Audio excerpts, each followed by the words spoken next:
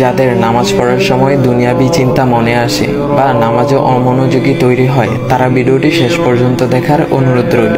হযরত আলী রাদিয়াল্লাহু তাআলা আনহুর কাছে একজন ব্যক্তি এসেছে। তখন লোকটা বলল, হুজুর, আমার নামাজে মন বসে না। নামাজে দাঁড়ালে আমার দুনিয়াবি নানা চিন্তা আসে। হুজুর, আমার এই নামাজ কি আল্লাহ তাআলা কবুল করবেন? তখন হযরত আলী রাদিয়াল্লাহু তাআলা আনহা বলেছেন, না, তোমার নামাজ কবুল হবে না। তখন লোকটা মনে অনেক কষ্ট নিয়ে চলে যাচ্ছেন।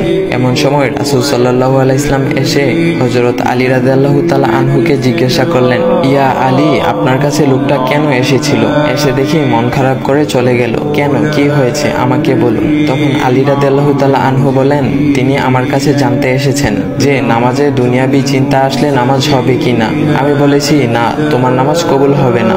রাসূল সাল্লাল্লাহু আলাইহি ওয়াসাল্লাম তখন বলেন, ইয়া আলী, আপনাকে আমি একটা চাদর উপহার দিতে চাই, তবে একটা শর্ত আছে। আলী রাদিয়াল্লাহু তাআলা আনহু খুশি হয়ে বলেন, ইয়া রাসূলুল্লাহ, কি শর্ত তা বলুন, আমি আপনার সকল শর্ত মেনে নিব।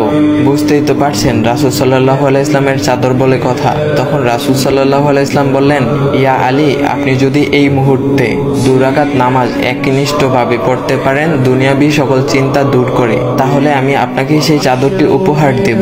আলী রাদিয়াল্লাহু তাআলা আনহু বলেন, এটা তো সাধারণ ব্যাপার।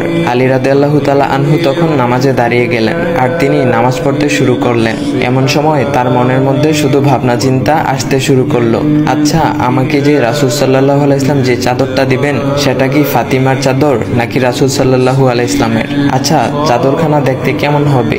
এই বিভিন্ন বিষয় নিয়ে ভাবতে লাগলেন। তিনি ভুলেই গেছেন যে দুনিয়াবি চিন্তা নামাজে আনতে রাসূল সাল্লাল্লাহু আলাইহি ওয়াসাল্লাম নিষেধ করেছেন। এর মধ্যে আলী রাদিয়াল্লাহু তাআলা আনহুর নামাজ পড়া শেষ। আলী রাদিয়াল্লাহু তাআলা নামাজ শেষ করে রাসূল সাল্লাল্লাহু আলাইহি ওয়াসাল্লামকে বলতেছেন, ইয়া রাসূলুল্লাহ, আমি আপনার শর্ত মেনেছি, এখন আমাকে চাদরখানা উপহার দেন।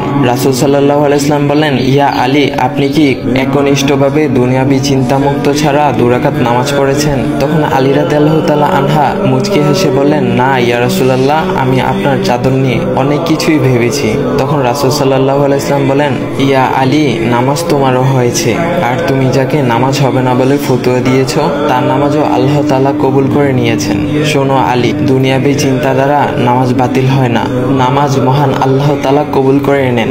সকল ফরজ নিয়ম কানুন মেনে নামাজ পড়লে নামাজ হবে ইনশাআল্লাহ। তবে আমাদের সকলের উচিত নামাজ আদায় করার সময় একমাত্র আল্লাহকে স্মরণ করে নামাজ আদায় করা।